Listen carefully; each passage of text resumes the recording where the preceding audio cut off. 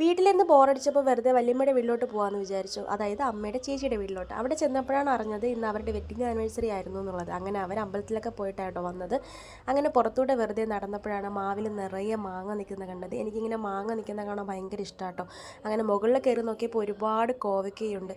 അങ്ങനെ ഉയരത്തിലായതുകൊണ്ട് പറിക്കാൻ പറ്റാതെ വല്യമ്മ നിർത്തിയിരിക്കുകയായിരുന്നു. ഞാൻ അതിസാഹസികമായി അത് പറിച്ചെടുത്തിട്ടുണ്ടായിരുന്നു. എനിക്ക് ഏറ്റവും ഇഷ്ടമുള്ളൊരു പച്ചക്കറി കേട്ടോ കോവയ്ക്ക. താഴെ വന്നപ്പോഴേക്കും ചോറൊക്കെ റെഡിയായി. അങ്ങനെ അതൊക്കെ കഴിച്ചു. ദേവു ആണെങ്കിൽ ഒരു കല്യാണത്തിന് പോയിട്ട് തളർന്ന് ആവശ്യമായിട്ട് വന്നതായിരുന്നു കേട്ടോ. അങ്ങനെ അല്ലു ആണെങ്കിൽ അവളുടെ ബാക്കിൽ നിന്നായിരുന്നു പിന്നീട്. വൈകുന്നേരം നല്ല ഇലയപ്പമൊക്കെ ഉണ്ടാക്കാനുള്ള പ്ലാൻ ഞാൻ സെറ്റാക്കി. അല്ലു ആണെങ്കിൽ ദേവുവിൻ്റെ ശിക്ഷണത്തിൽ പഠിച്ചുകൊണ്ടിരിക്കുകയാണ്. അപ്പോഴേക്കും ചിത്തു വന്നു. അവനാണെങ്കിൽ ക്യാമറ കണ്ട നേരത്തെ ഭയങ്കര നാണം.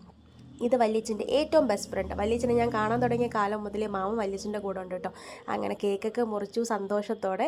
അങ്ങനെ അവരുടെ 25ാം വെഡ്ഡിങ് ആനിവേഴ്സറി കിടിലനായിട്ട് ആഘോഷിച്ചു കേട്ടോ. അങ്ങനെ രാത്രി ആയപ്പോഴത്തേനും ചിക്കൻ ഫ്രൈയും ചിക്കൻ കറിയൊക്കെ ആയിട്ട് നമ്മുടെ രാത്രി ഫുഡും സെറ്റാക്കി. അപ്പോൾ എല്ലാവർക്കും ടാറ്റ.